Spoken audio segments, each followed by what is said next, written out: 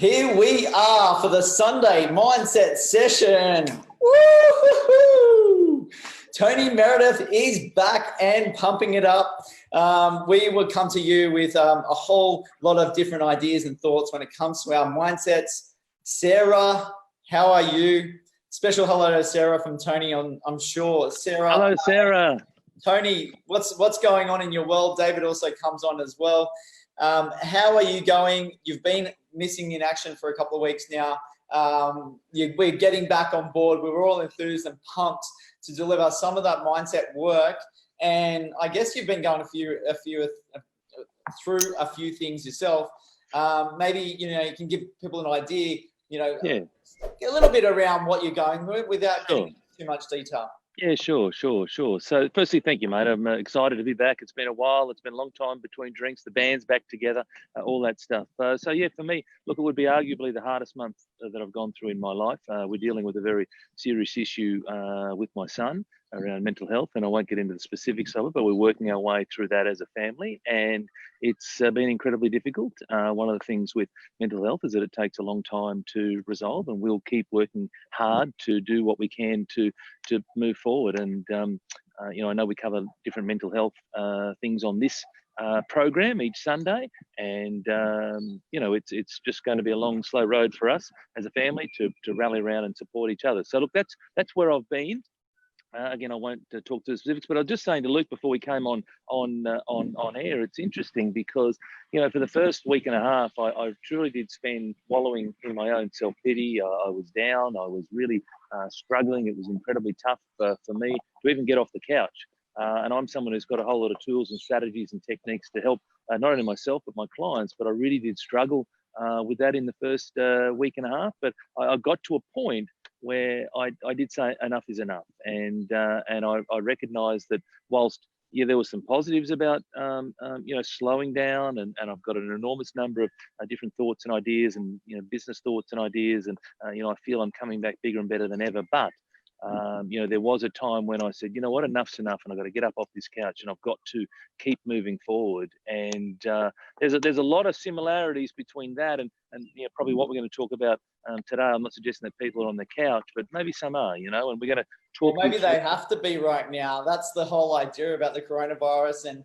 the potential lockdowns that are coming through, Tony. You probably, actually, Tony, to your credit, you probably revealed more than I expected today. And this is going out public. This is on Facebook.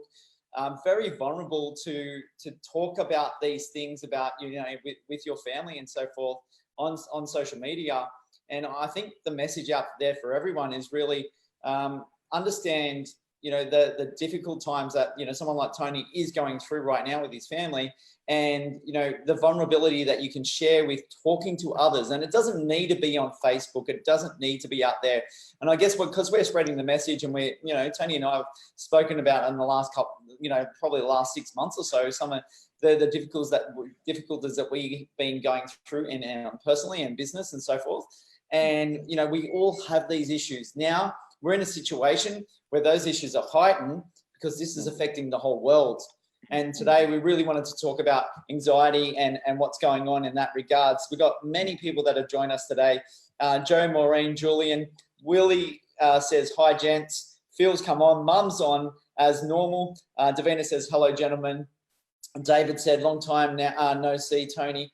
Good to obviously identify that. And David's a regular viewer of some of the videos I've been doing out and amongst with some of our guests that have come on the Sundays to fill in for Tony while he's been away. So big shout out to all those people. Joe, Lisa Marie's come on, and we've had a few others join us for the Sunday Mindset Session to fill in.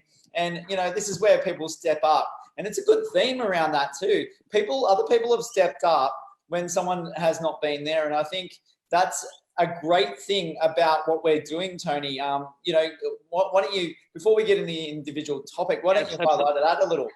Yeah, absolutely. Well, I saw a post from you earlier this week, something around leadership, and I feel that people get leadership all wrong. And I made a comment in your post, which was leadership is not a job title.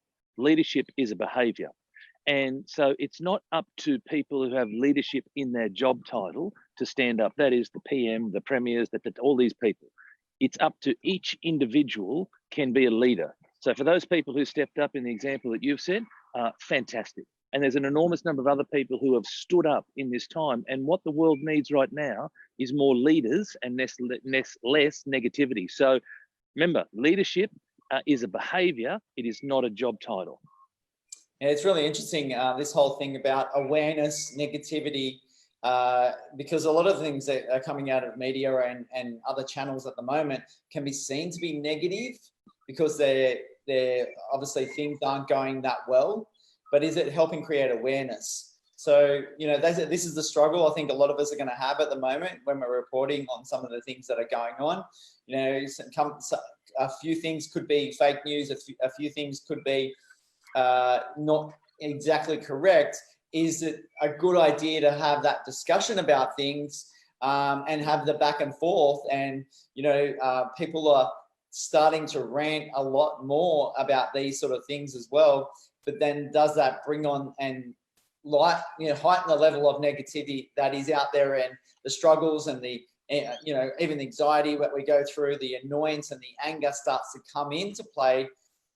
This is all a bit of a contentious thing because we have never seen anything like this before. We, you know, we haven't gone through a recession in Australia for 28 and a half years or something like that. And looks like we'll be going into towards that direction. So everyone's level of opinion and ideas and potential negativity is out there. I don't know, any thoughts around this, Tony? Because I think the awareness. I've got enormous thoughts. So I've got enormous thoughts on this. So firstly, people need to limit the amount of news that they're watching. There's one thing about awareness, but news is able to be accessed so much easier. And I have a view that negative things in means negative things out. And if you constantly sit there and consume negativity, then eventually it's going to wreak havoc on your mind. But is it negativity or awareness? Well, let me finish. So I get it. So there is certainly negativity. The other piece is, Luke, which what we're about to do today is the difference is that we are about to provide solutions. Right, and that's the difference. There's one thing to say, hey, this is happening, blah, blah, blah, and then full stop. What we're going to do today is we're going to say, yeah, okay, that's happening, but we're going to work through some solutions for you, some practical tips and strategies to help you move forward. And so I think that's a very distinct difference between just reporting what's happening and then having a full stop at the end of it. I guess, you know, just looking at the TV now, in the background, it says UK death rate soars. Mm-hmm. What does that do for you, Tony? Does that feel that it's negative, or does that feel like it's awareness if we bring it down just to that one headline?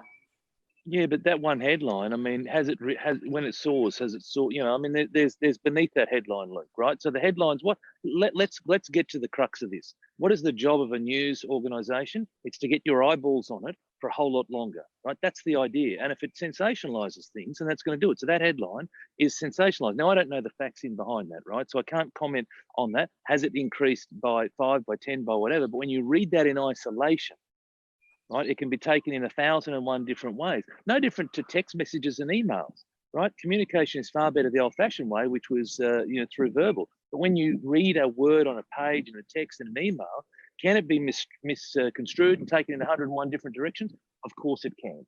And so again, the idea of that style of headline is the word soars. You know, soars. It's like, well, what is soars? And again, I'm not here to get into the specifics of, because quite frankly, for me personally, I don't watch news. I don't watch it. Like I know what's going on. I consume it through a website, and I simply consume it at my pace. I consume it at the frequency that I want, which is not that frequent. And I just skim through, I go, yep, okay, good. If there's something there that I find interesting, I might dip in a little further, click on that, read a little bit.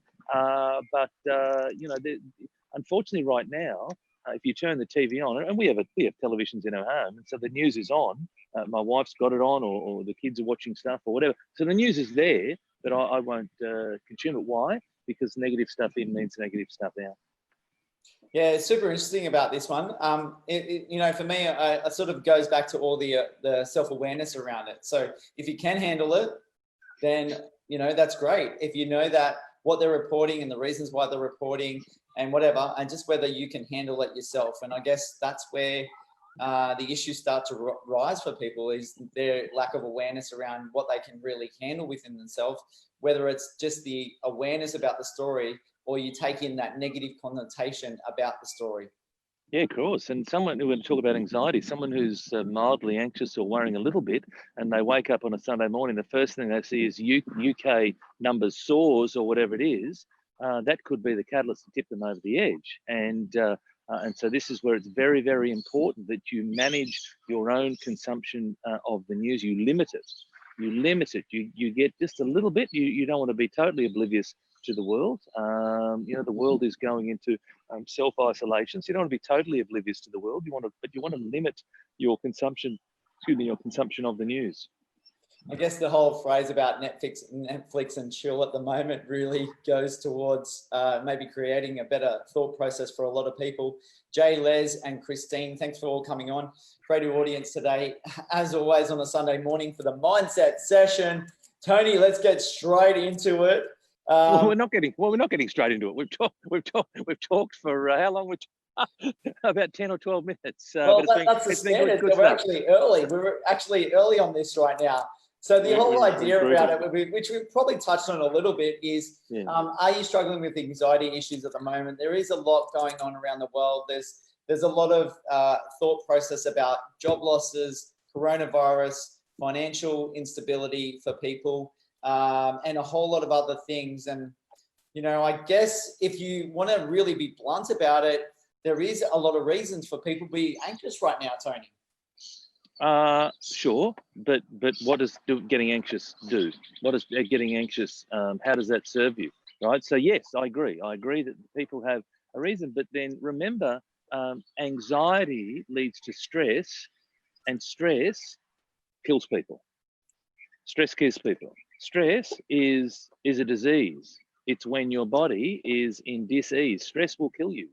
There's plenty of reports all around the world that has a high impact on cardiovascular health. So yes, I understand that there's things that are happening that are not good. I'm not oblivious to all these things, but we all have the choice around how we consume that, what we do with it.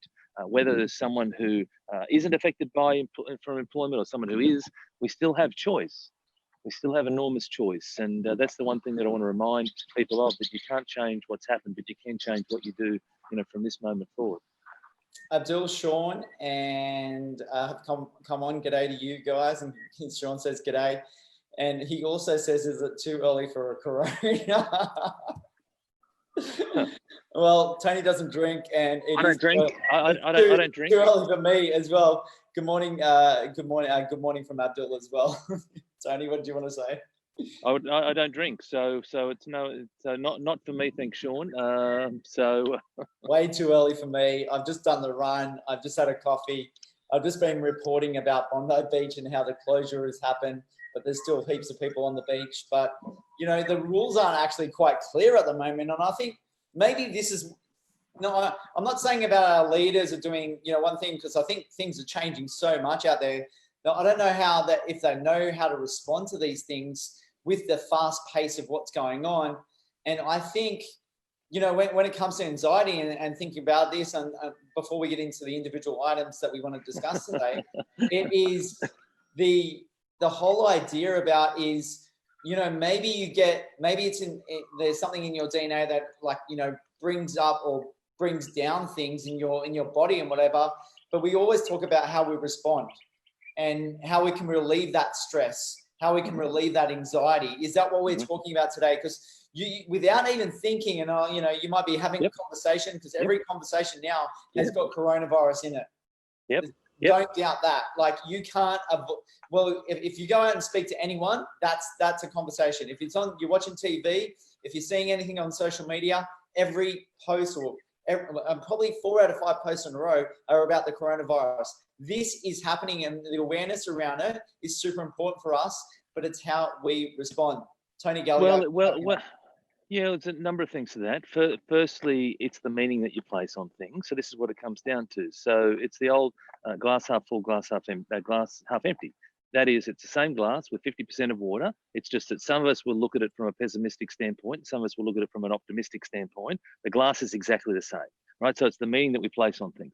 The other thing is that we have to remember, and this is what people don't address. So I talked before about we have the choice, but in a lot of cases we don't have the choice. And what do I mean? We actually operate from our subconscious, right? So we have a conscious mind and a subconscious mind. We operate from our subconscious. 90% of your behaviors, of your actions, of your feelings, of your emotions come from your subconscious. That is, they have been there with you for a very, very, very, very, very long time. So for some bloke to come on a Sunday morning and said, you have the opportunity to change, yeah, you do, but it's going to take time, right? There's certainly some conscious thoughts that you can make differently, but to get into your subconscious, now we have to change the pattern. You've had this pattern, you've had this operating system for 5 years, 10 years, and you've operated a particular way. And we talk about this, well, we used to talk about it when I was on all the time. And it's really, really simple tip. Elevate your subconscious to your conscious. And how do you do that? How do you increase conscious awareness? You reflect on what you do. You reflect on what you do. You reflect on your behavior. If you're feeling anxious, you reflect on being anxious. If you're feeling fearful, you reflect on feeling fearful. What's triggering me? What's going on around me? What am I feeling? What am I experiencing? Sit with your feelings. What's going on for me? The more that you're conscious of how you're behaving, then the greater chance you have of actually making a change. Doesn't mean that you'll definitely make a change, because when you elevate things from your subconscious to your conscious, well, now you've still got a choice, right? So just because you're conscious of something, it's like, I don't want to do that. Or, okay, now that I'm aware of that, yes, I am going to stop doing that, or I am going to start doing that thing. So we need to recognize that we've got to start to get in and change our patterns, change these things that have been with us for a long time. I go back to then the point that I made around meaning. You know, we're changing the meaning on things all the time, and just by changing the meaning in our mind, we can change our state, our emotional state, our physiological state. We can change our state by changing the meaning. So some people might see the word coronavirus and go, "Oh my God, you know, doomsday." And others will see coronavirus and go, "Oh, bloody hell, not again." You know, and then others will see it and go, "Okay, well, it's here, and what do I need to do, and how do I be practical about this, etc." Same word, people are just interpreting it very, very different. So it's a very different meaning that we're applying to things. Well, others might just go coronavirus and go to the fridge and grab a beer as well. It's the meaning they're placing on it, right? It might be, it might be a bit of free Sean branding. sounds like one of those guys. Brett, Ty, Mark, Jeff, good to have you on as well. So Tony, you were talking about the whole idea about us thinking about a time frame on how to deal with sort of situations. I know I've done a lot of personal development over the last probably 7 or 8 years or so, and I'm constantly working on myself in regards to this. What kind of time frame do people need if they're starting from a situation where they do get anxiety right now? What kind of time frames are they working with moving forward? No. The other way to look at it is just start, right? So everyone's different, right? So it's not a, hey, do this for a week. I was waiting for that answer. It was loaded. And then what are you doing? You're testing me. You're saying, oh, he's been off for a month. He's been off for a month. You're the super coach, mate. I'm gonna, people are gonna come out with these questions, so may as well get it all ready for you when you're doing your actual real coaching sessions, and Absolutely. people know what you're made of as well. So it is a test. Okay, right. We've just taken it up a notch. So it's about starting, right? So the time frame is that long, right? That's how long the time frame is. Don't worry about the time frame. Worry about just getting started, right? And and so it's about doing some things. Are we getting into the tips now, mate, or not? I'm not sure. I want to stick to the flow. I'm trying to come back different, a new and better version of myself. Do whatever you like, mate. You know how we roll. It's all over the shop. But this is where it comes into different points of view, right? It's not a structured approach. It's not a one size fits all. It is, whatever flows at different times. Okay. So the first thing is to do, if you are feeling anxious, is to breathe. Is to breathe. Is just breathe. Is just breathe in, hold your breath, and breathe out. There's different lengths of time. Some people say 6, 2, and 4. So 6 in, so breathe in. And then hold for 2. And then breathe out for 4. Right? And if you keep doing that, what will happen physiologically is you will slow your heart rate down. You will slow it right down, because when you're fearful, When you're stressed, what happens? You have elevated blood pressure, elevated heart rates. This is where it leads to all sorts of cardiovascular problems, right? And so we need to be able to just calm things down. Like your voice, Tony, wouldn't you say? Very soothing, Luke, very much. This is why we need to do a podcast, so we can just get the voice out there. we don't want to put people to sleep either. So. Yes, they might be driving, right? They could be driving. It could be dangerous. Hey, thank you. Mark, my business partner's come on and said, dynamic duo's back again. How's Batman? I don't know if you're Batman and I'm Robin. I think maybe that's what he was referring to. And Tony Gallagher, I will follow the work from home. I will be smart, yet I will not invest emotional energy on the media hyped attitude. And Tracy, good to have you on. Good, Tony. Good. Yeah, and yeah, absolutely. And that's the choice that all of us we all get. That we get a choice as to how much news we consume, right? So that's one of the choices. But certainly, just look, going back to the point is breathing. Breathing is such a simple thing. The other thing that you can do is do what you do each and every day, and that's exercise. Get out and do something. You don't have to go and run 7K, but you just need to do something, right? It might be just stand up. If you're sitting down, you're watching the news, and you're feeling fearful, get up, go to the kitchen, make your coffee.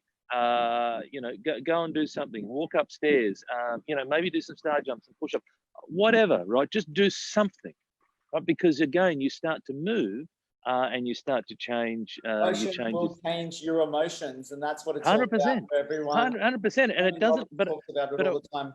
He does, and I want people to realize that it doesn't have to be a 7-kilometer run. You don't have to go out there and do a run and put your sand shoes on or go to the gym. It can be as simple as stand up, sit down, do a few squats or star jumps, or just go to practice. the beach when it's closed. You know me, I'm a little bit controversial at times, Joseph. Well, I think just on that, my attitude to all of this is that people are a little bit. I'm sensing that there's a lot of people who are very cavalier about this. I was talking to someone the other day, and they said, "No, we're going to keep having beers and all this sort of stuff." And I just think we need to, again, leadership. We need to demonstrate leadership, follow the rules, do the right thing. Stop thinking of ourselves for once and think of others, because there's a whole lot of selfishness that I'm seeing out there where people are saying, "I'm just going to go and have beers and we're not going to change." Yeah, have a think about it, Tony. Have a think about it. Bondi Beach situation, right? Was it really that clear about, going to gatherings, right? And this is an open environment, and you're going with a couple of friends. You're not actually going for a public gathering. So I don't think that was. What about shopping centres? There must be more than 500 people in a shopping centre. Yeah, yep. And that's a closed-in environment. There's probably 100 people. So go back to your point you made earlier around, there's a lot of commentary around what's happening with the leaders of the country, of the states, and they haven't dealt with this stuff before, right? And so they're damned if they do and they're damned if they don't, right? Yeah, but they're getting very critical about people doing social distancing at the moment. And I was down at Bondi Beach yesterday. I was reporting on this from my point of view. And they're talking about how ridiculous people were to go on the beach, where I don't feel like the instructions were that clear. Then they go and have a press conference, rubbishing those people, and then they're actually in an area. It is outside, but they're all standing shoulder to shoulder. No 1.5 or 4 meters or whatever social distancing that's going on right now. So very hypocritical from my point of view to rubbish people. And then on the other side, they're doing exactly what they're telling people not to do. I understand. And so those in the public eye do need to consider their actions are aligning to their words. I'll give you another example. So the rugby league was on the other night. The Broncos were playing and Souths, and at the end of the game, high fives, hugging, embracing, up close, laughing, all sorts of hand touching, etc. Whereas we're being told, I went to a barbecue yesterday at my sister-in-law's place, and with all the kids over there, and we played a bit of cricket. And when we get a wicket, there was a bit of elbow tapping, and we were elbow tapping to say hello and foot tapping and whatnot. And the kids had we were having a bit of a fun with it, right? So we were taking it seriously. I was taking it seriously, which I do. But I'm seeing on the television with people who are in the spotlight who have high levels of influence, it's very confusing because it's like, well, the message is to say, hey, elbow tap, foot tap, keep social distance, whatever. But then we're seeing embracing, up close, laughing, on right there for however many people. 1.5 meters, mate. You shouldn't even elbow tap, right? I Let's got long think about it. How people keep saying about the responsibility. This is where I like, and maybe, we start to talk about anxiety and levels of anxiety increasing, but we talk about, like, everyone's talking about what needs to be done, but then no one, and then people go, oh, you should be more responsible. Well, who is actually fully responsible for themselves right now? The only way you could be fully responsible is if you're in lockdown right now. If you've got any close contact with people, and if you're within that 1.5 meter radius of people, you are not fully responsible. Sure, but I understand that, yes, okay, full isolation is going to, but it's about minimising the risk, Luke. It's about recognising that there are a lot of people who are totally irresponsible, right? Totally irresponsible, totally self-serving, very selfish. People who are saying, well, I'm not changing my life one bit, right? And yet, I hope that people don't contract this illness. I hope they don't. But the reality is there's people that are going to be, and there could be their grandparents. It could be, you know what I mean? It could be their parents, depending on what their age is. And, but yet they're showing such disregard. It's like, well, no one's going to tell me to change my behavior. Well, this is where leadership, again, I go back to the point, leadership is a behavior. It's not a job title. So we all need to show and demonstrate leadership. Yeah, so a couple of interesting things that came out yesterday. I'm going to change tack straight after this. But, seeing Brad Hazard, the New South Wales State Health guy, he was coughing while on there. You just, as soon as someone coughs, especially where they're in close contact with a lot of people like he is, then you've got Wayne Bennett, who's the South Sydney Rabbitohs coach. He did a little bit of a cough on his interview and said he will be going out to go and shop, even though the NRL is telling all players and coaches and officials to self-isolate right now. So he's going against what has been the NRL is talking about. So that's kind of interesting. Richard says that's after 80 minutes of tackling as well, sharing the ball and sharing hugs and tackles and so forth.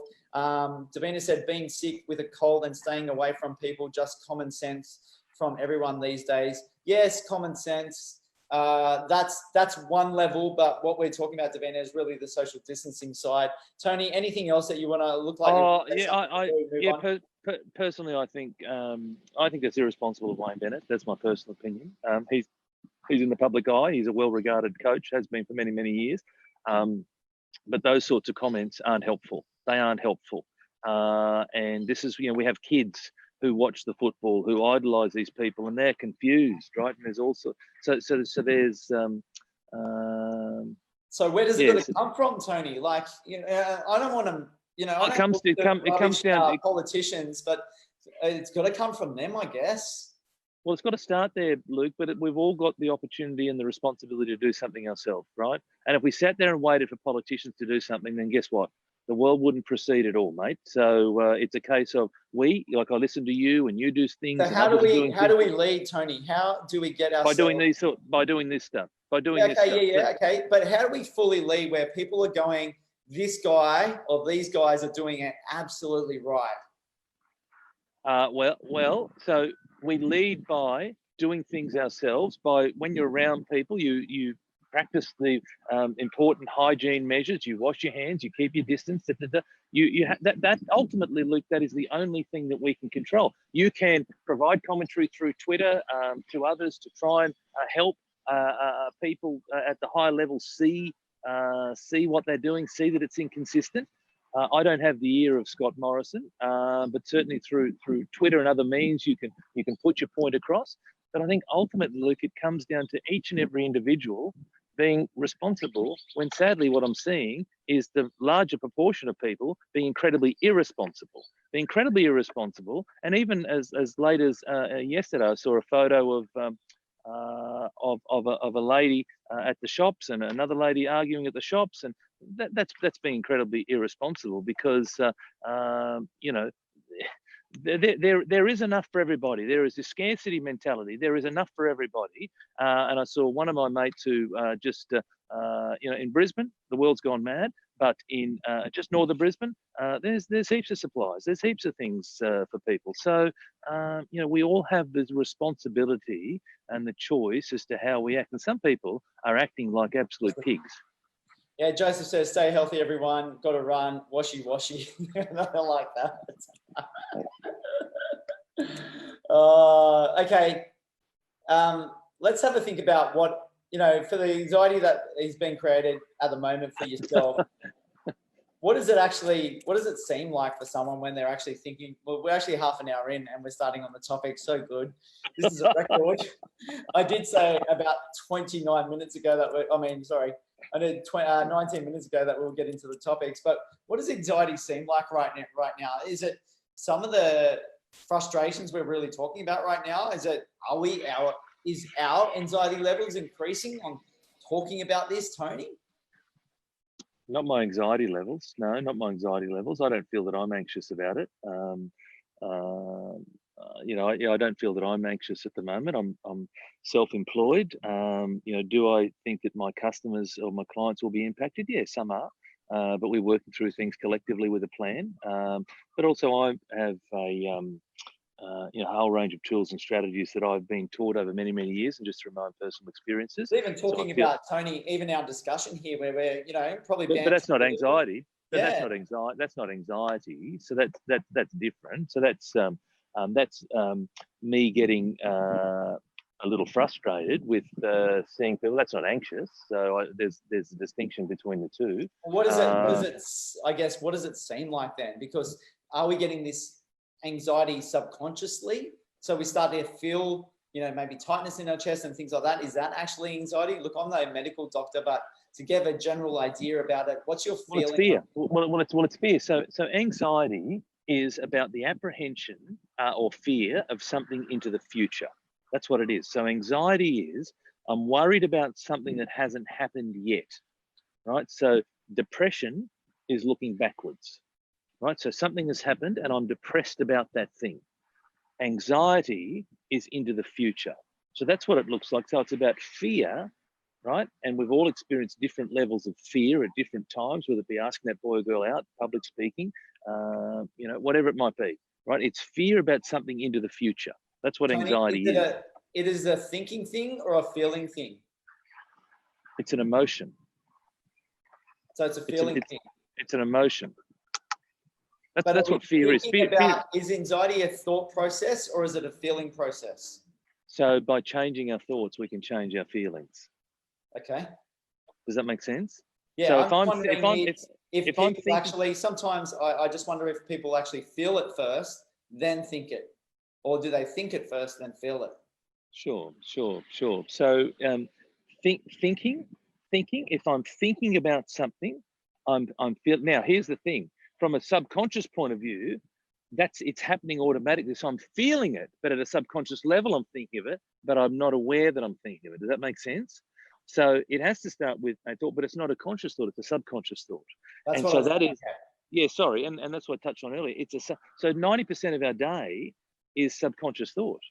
You don't need to think about breathing. You don't need to think about driving the car, or how often do you drive a car and you go somewhere, and if you go to the same place all the time, you go to your office and back, blah blah blah, you get in the car and you drive and you arrive and you go, gosh, I didn't even think about that.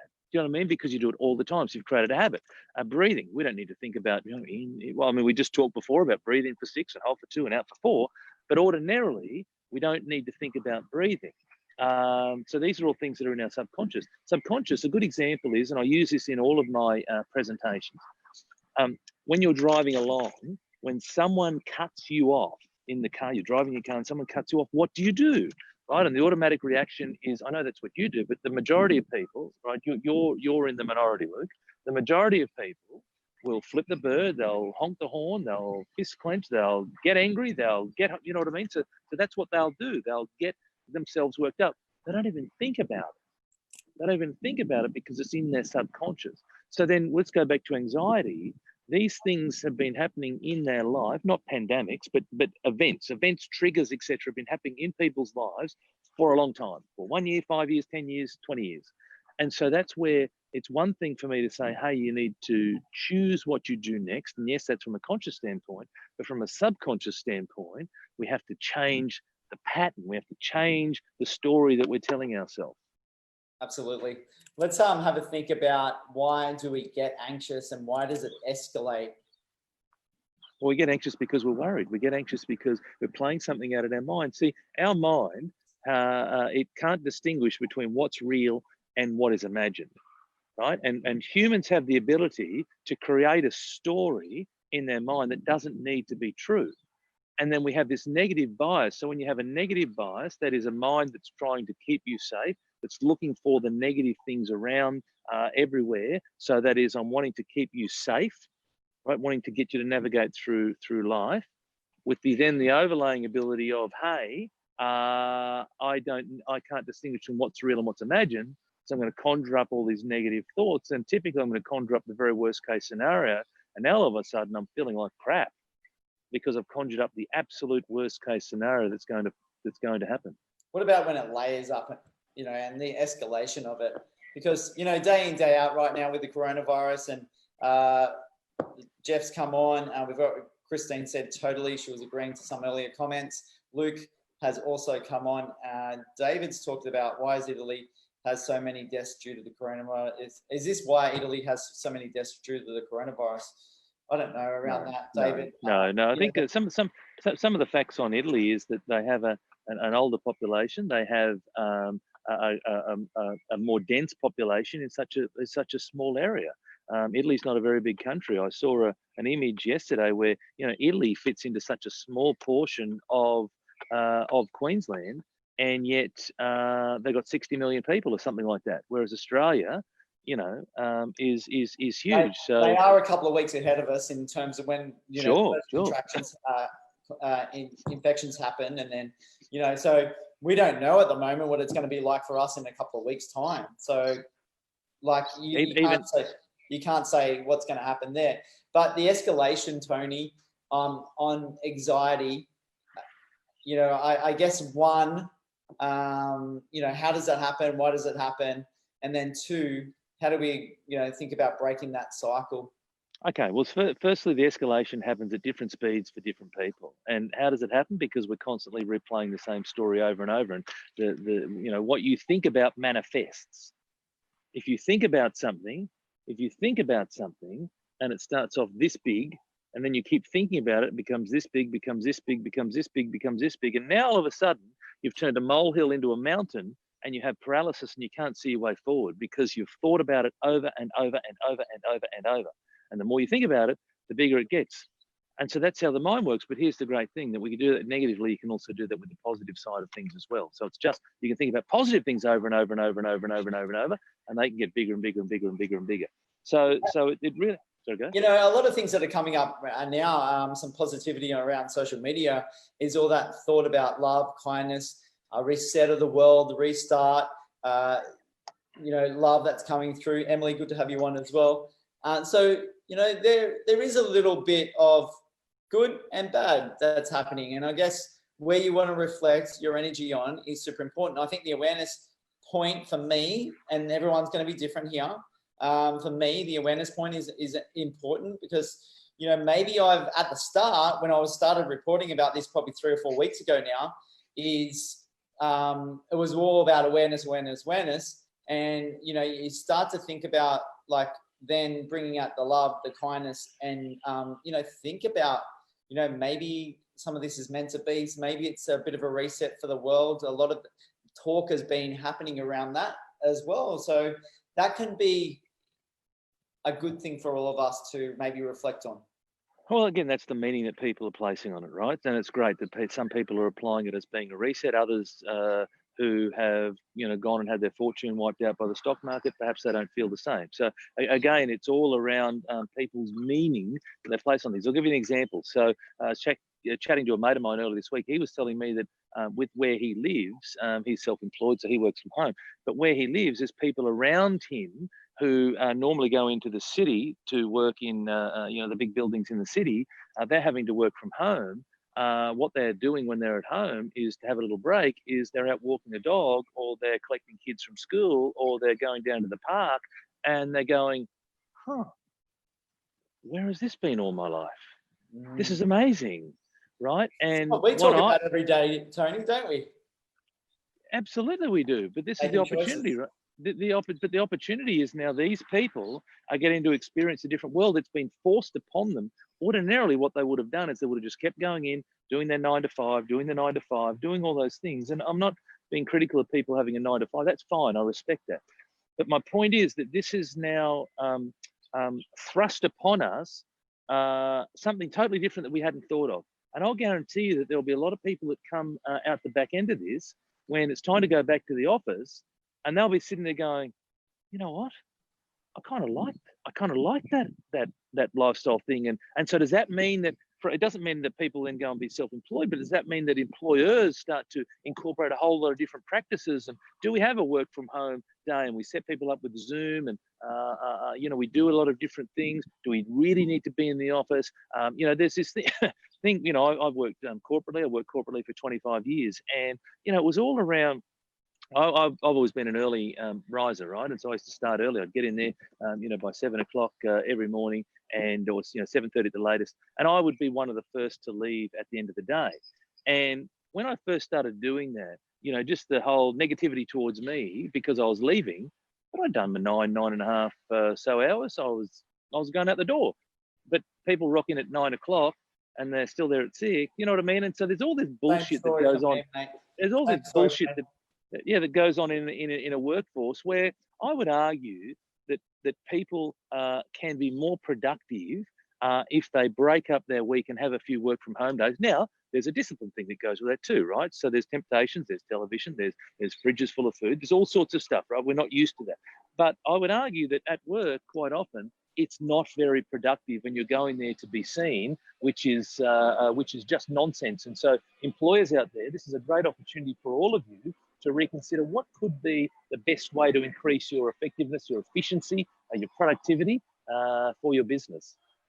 Sorry, I went off on a rant there, mate. Sorry. A technique that I don't recommend, I'm going to say anyway. What's that? I used to work at a company where I was trying to get away with not doing too much. This is in my early years. But Right. One technique that I took from George from Seinfeld is if you're carrying around a piece of paper in your hand, it looks like you're doing something. Well, the good news is that because we're not live, we can edit that out, right? Yeah, absolutely. Tony says yes. There's more. Yes. So the more you listen to the same story, the more you believe it. Yes, that can start triggering those thoughts in your head. Maybe that's a way they do, it's a way they sort of train dogs, if you think about it a little bit as well. The way they train people in sort of cults and things like that, that same way is just put information in their head and they'll start to believe it after a while. David says, one of my... Sorry. I was going to say that's reward behavior. That's called positive reinforcement. That's how they train dogs, right? They train dogs by do a trick and here's a schmacko, right? But we can do the same. Right? We can do exactly the same. We can train ourselves in the same way by creating rewards. And if that's Tony Gallagher, was that Tony Gallagher?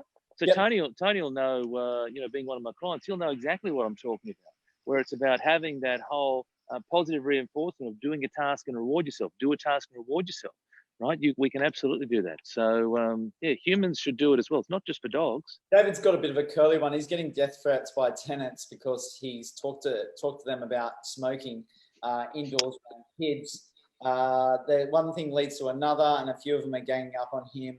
This is anxiety. This is my anxiety lately.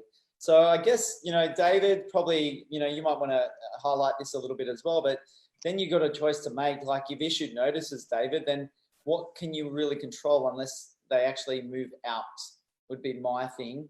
And then it's a case where are you concerned about your property as well as the kids and the family and so forth, or is a case of the state of the property after they move out. Well, then you've got to strip it back and then paint and carpet and so forth to get rid of that smell of the smoke. So, that's a big decision. But the last thing you want to do is increase your anxiety levels over something that you can't fully control unless they move out. And also, if you're getting death threats, then that's next level stuff. So that is incredibly serious stuff. That's not just, oh yeah, she'll be right, mate. That's next level stuff. So David, that's involved the police. So that's serious stuff. If that's how your tenants are going to treat you, then they're not the right tenants for you. And again, because that is just adding to your anxiety. You want people in there that are going to living your life if that's going to be a constant battle that you're going to go through, right? Oh, of course, because it'll catch up. Like I'm trying to say that the words came out wrong. I do apologize. No, not at all. It's like, why live your life like that in a constant state of anxiety when you could potentially maybe look to change some of those things or let go of some of those issues and go, okay, I'll sort it out later. I've told them what I want to do, what to do. They don't agree with it. So, are you getting the magpies? I just got a bird flew over me. That's okay. Didn't like what I was saying, obviously, but that's okay. Right. Well, again, go back to the point we made earlier that stress leads to increased issues with cardiovascular. So, high levels of stress are constantly, and I'm not saying this is you, David, but I'm just saying generally, high levels of stress constantly, it is proven, it is a proven fact, people, that it will get you. It will get you in the end. And so you want to live as calm a life, as peaceful life, as quiet a life as you possibly can. And if there are things that are causing you to be heightened, to create extra noise, then you need to look to manage that. Otherwise, that ongoing stress, and again, if I think about this every day, it starts off this big. Now, all of a sudden, I got this big wall of stress and I'm feeling paralyzed with and unable to take any action because I've played this thing out in my mind. I guess what you really got to consider, is it all worth it? Like, what is it worth? 100%. Willie said, could the 4-day work week now be much more practical in the corporate world? It could be. Could be. I don't know if the world, maybe there's a reset in the world around that, or, maybe like Tony said, is a couple of days working at home more so than anything else. But maybe not. I think some of the Scandinavian countries have been looking at that as well to think about how, shorter working hours and more life, less work, I guess, corporate wise. Well, it's just about the balance. And as I said, having worked for a number of big corporate companies, I was very fortunate that I would do the occasional work from home day. And I felt that I was more productive on those days than I was in the office. Because when I'm in the office, everyone wants a piece of you. Perhaps it was the role that I was in, but everyone wants a piece of you. They want to take your time. They want to talk about stuff. And of course, what could be done very, very efficiently over the phone in a couple of minute conversation. Then you talk about the football. Then you talk about blah, blah, blah, blah, blah, blah, blah. And all of a sudden, for you, that works, right? For some people, they need the whole idea about going into a corporate office, having that connection around them, and then thinking about, that is a life I really like. Some people like that whole idea and they need that in their life to actually function. And if they're at home, they're going to be miserable. And that's where it's a case of, this is moving beyond the coronavirus now. That's all about having some integration, right? An integrated workforce or an integrated work policy or procedure where let's have some flexibility around work from home. Let's recognize that some people want to work from home at maybe a day a week. We don't have to give them 5 days a week. Let's recognize, to your point, that people want to be around connection. Hey, as humans, that's one of the things that we need. We need social connection, right? And so, but let's consider post the corona, what the world could look like, what the workforce could look like. And I believe that there'll be a whole lot of different practices because now people are going to get a little taste for it. Like I said, the example where people are out there walking dogs and picking up kids and whatnot, and they're just going, wow, like this is just amazing. Like, where's this been? And of course, how will the dog feel and how will the kids feel? The kids are, like, oh, mum or Corona Sorry. things are making us realize what is important and what we really want to do, and Yes. the reality of what's Yes. going on. So, you know, That's it. maybe that's where we talk about reset and maybe reflect on what is happening currently with ourselves and what the path that we want to lead. David says, thanks for the good advice, guys. You're welcome, David. And hopefully people get some good ideas around that story that David gave. And it's good to be vulnerable around some of your ideas because, Tony and I can give you some suggestions on how to work on that. And while I talk about suggestions, it leads me to the third point is around practical tips to overcome this anxiety. Tony always has a little bit of anxiety around if we are actually going to get through the topic. No, I don't have anxiety. No, I don't have anxiety. Time frame that we kind of give ourselves these days, subconsciously more than consciously, but that's where we look to work on that. So some tips, Tony. No, I don't have anxiety about it, mate. So I talked before, breathing. Breathing is a really, really simple one. Movement. Okay, so these are some practical things you can do. They're not going to cost you any money. Movement is another one. Meditation, right? I said before that anxiety is looking into the future and depression is looking into the past. And so I do a practice which is called mindfulness or mindful meditation. What does that mean? It means about getting right in the present moment and being with your thought, being with your breath, right? So focus on your breath. So in through the nose and out through the mouth, in through the nose and out through the mouth. And when you sit there, so what I do every morning is I wake up, get on my couch, get comfy on my couch, and on my phone, I've got my timer, and I set it for 3 minutes, and then I hit start, and I put it beside me, so I forget about it, and I just sit there, and I close my eyes, get comfortable, hands on my lap, and I just focus on in through my nose and out through my mouth, in through my nose and out through my mouth. Now, if you haven't done this before, start with 10 seconds or 15 seconds, because you won't do 3 minutes, I'll guarantee you, because what will happen is you'll get thoughts around the coronavirus, thoughts around I need to buy that, thoughts around, oh, that person said that to me, So forget about it. Don't shoot for the stars, just start. So some meditation, and that's just what I do. But look, look into meditation. Deepak Chopra is offering some free meditations at the moment as well for people. You can just research the internet. There's plenty of free different types of meditation, but it's incredibly powerful because it just calms everything down and it quietens you down. Tony, I did an interview with someone on Facebook the other day. Her name is Emma. and it was really good for someone of high energy like myself to actually talk with someone who is quite calming and probably very well centered. And just having that conversation with a person like that, where maybe I was really hyped up and I'm like really energy on Facebook and so forth, but it did make me center myself and calm down. So absolutely, that could be another thing. Find someone who is calming, and at times I might be high energy, but at times I can be really calming as well. So you got to find that person who can be a calming thought process for you, and really listen and really take it in. Now, Tony and I sort of interrupt each other at different times around this video, just to bring extra value to everyone.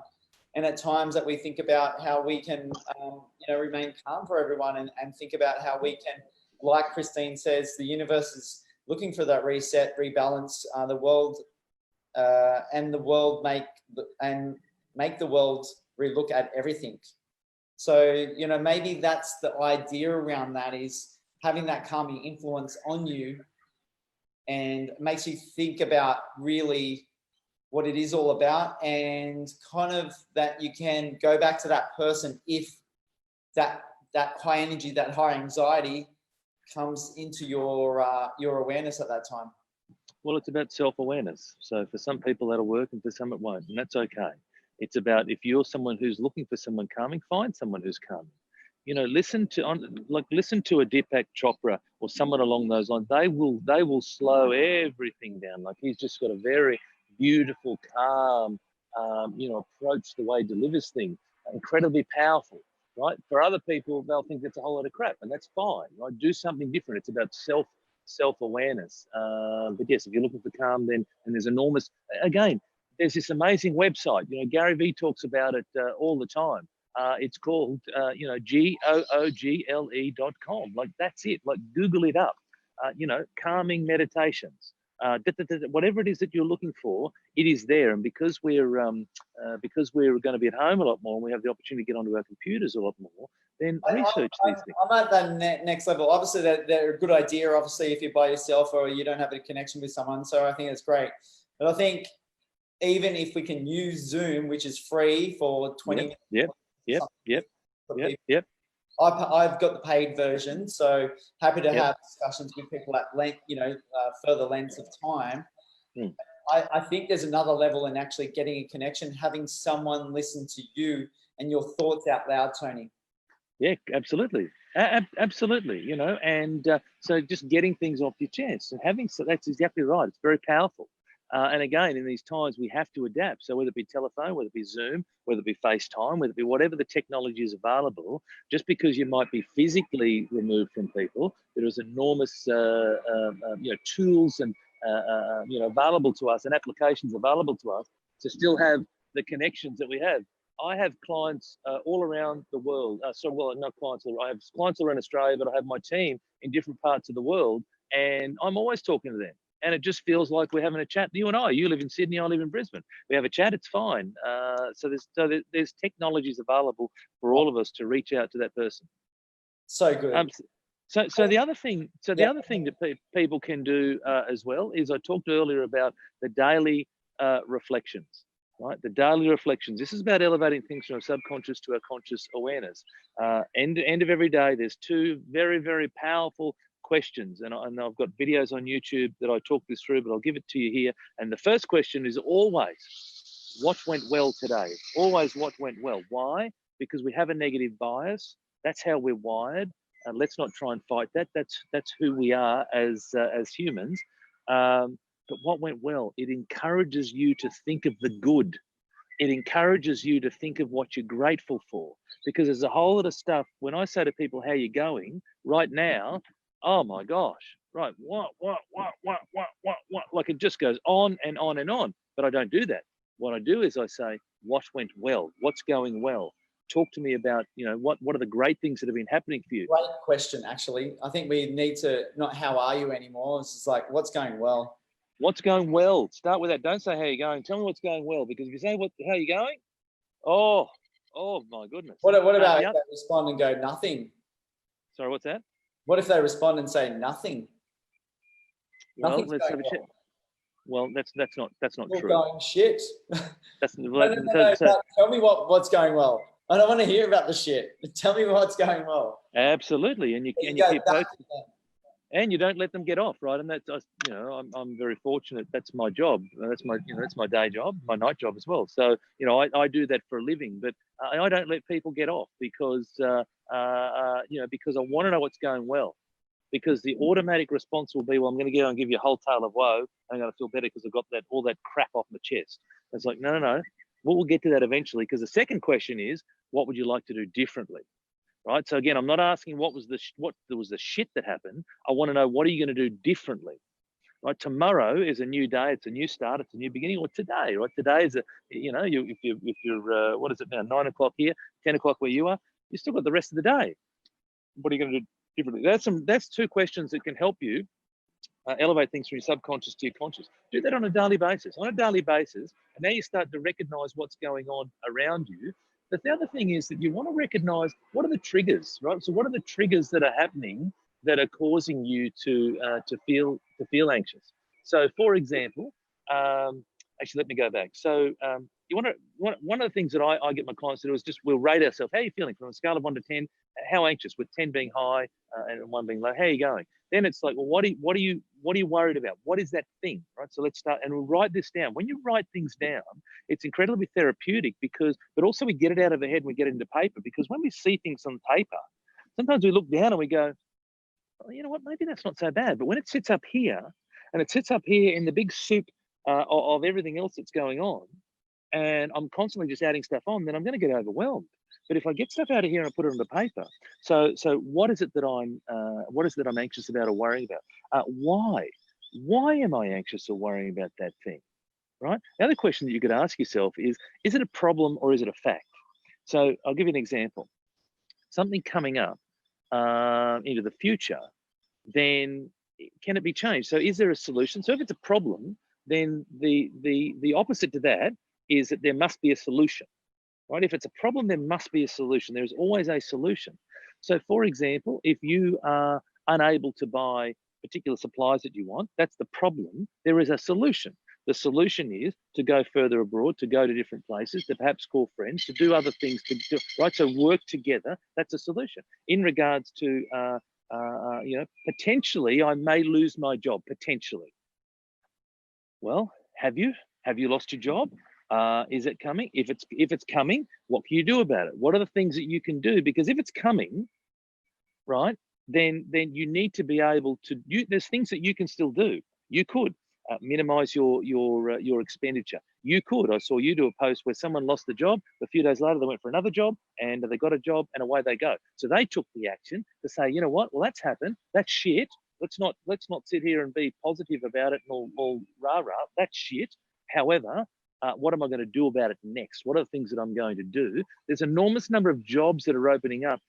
So, for example, I know the supermarkets are putting on people. I know Lifeline is putting on people. I know delivery services are putting on people. And there's a lot of jobs that are popping up that we didn't think of previously. We just think, oh my God, we've lost our job. And here's the thing: I'm not downplaying the pandemic, but right throughout the eternity of time, things have changed. We used to have things where there's a whole lot of machines. We used to have, right? And now things change. And one of the beautiful things about being a human is that we have the ability to adapt.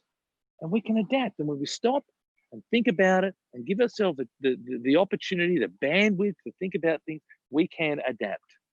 I guess the message right now is don't put your head in the sand, especially at Bondi Beach, and really think about seizing the opportunities when they come, and I guess don't be lazy about it right now, and really be proactive with the changes that are happening and see what you can actually do for yourself. And I think that is an important message. Greg, good to have you on, and many others have joined us today to think about the practical approach that we need to have right now.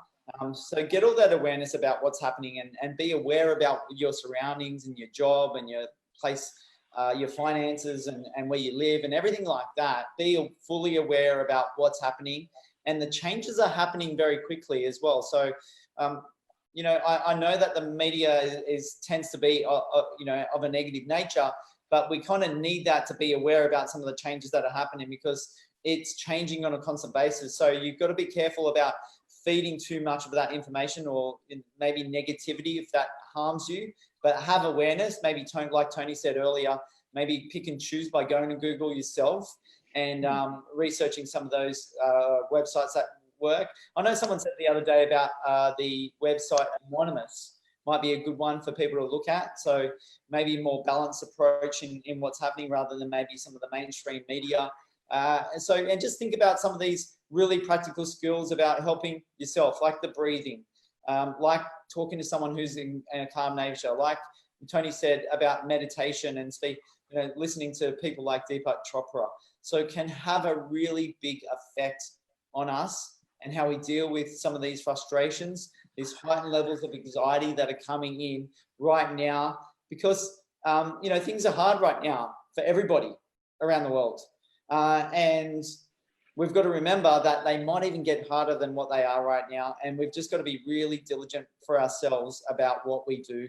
And David says, a positive start conversation is a good start. Great tip, Tony. Thanks. This could avoid many death threats. Yeah, sure. Not it might get worse, it will get worse. This is going to get worse. I'm sorry, but this is going to get worse for all of us. And so we now more than ever need to stand up and show leadership. And the way in which we minimize the enormity of this is by practicing the things that we talked about, the very simple things: washing of hands, social distancing, all those types of things, wearing a mask if you need to, whatever it is. And again, from a leadership point of view, whether it be the leaders who have it in their job title, or all of us who can all have the ability to show leadership. But it is going to get worse. There's no two ways about it. So I think it's a soften again, it a little sometimes, Tony. It's soften those what's that, sorry? ideas.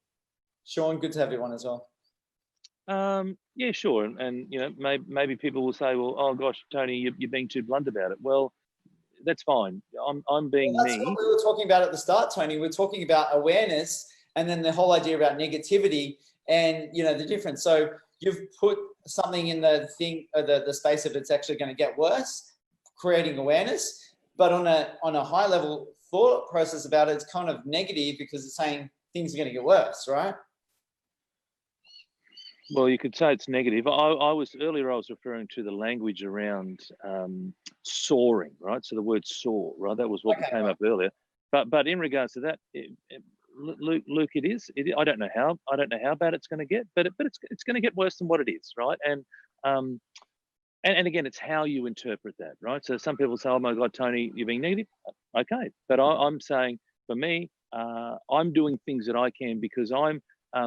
There's a saying. Wayne Gretzky used to talk about in ice hockey: "Don't go where the puck is, go where the puck is going." Right. So go where the puck is going, and where this puck is going. I look in my mind. I got an idea of where it's going. So I'm going where the puck's going, and I'm preparing myself accordingly for that. There's an enormous number of things that I am doing within. Sorry, what's that? Are we going into lockdown? I suspect we will. I suspect we will go into because New York's gone into lockdown, California's gone into lockdown. I suspect there'll be an element of lockdown. Hey, Tony, a final question. This might be a bit of a tough one. And all that we spoke about, you know, you were talking about your family earlier, but you talked about that idea of, you know, what's going well and what do you need to improve? Those two questions that you talk about. Am I right in saying that? Yeah. What's going well? What do you need to improve?